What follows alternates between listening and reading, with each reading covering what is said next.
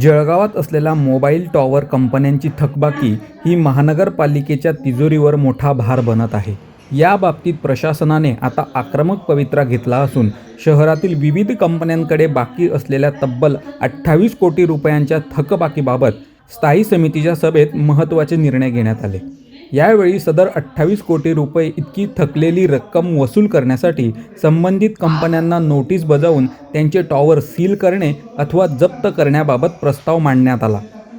संपूर्ण ज्या काही टेलिकॉम कंपनी आहेत यांच्याकडे थकबाकी आहे आणि वर्षानुवर्षापासून या टेलिकॉम कंपन्या महानगरपालिकेचा उत्पन्नाचा स्रोत असलेला हा मिळकत कराचाच एक भाग असल्याने तो उत्पन्नापासून वंचित ठेवत आहे.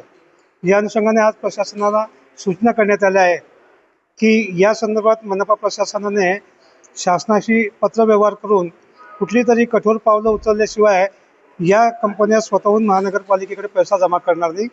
कारण शेवटी 28 कोटी रुपये ही रक्कम काही थोडकी नाही आहे. 28 कोटी रुपये उत्पन्न मिळणार हे अपेक्षित धरून अर्थसंकल्प तयार केला गेलेला आहे. 28 कोटी रुपयाचं उत्पन्न जर कधी मनपा वसूल करू शकत नसेल तर मग त्या 28 कोटीच्या अनुषंगाने प्रस्तावित केलेली कामंसुद्धा मार्गी लागू शकणार नाही. या अनुषंगाने प्रशासनाने कठोर पावलं उचलून ही थकीत रक्कम लवकरात लवकर वसूल करण्याच्या संदर्भातला एक धोरण ठरवून त्या संदर्भातला अहवाल 15 दिवसाच्या स्थायी समितीसमोर मांडण्याच्या संदर्भातल्या सूचना करण्यात आलेल्या आहेत. 2024-25 पर्यंत 28 कोटी रुपये घ्यायचे आणि 28 कोटी रुपये घेण्यासाठी सन्मानित सदस्यांनी सूचना केल्या.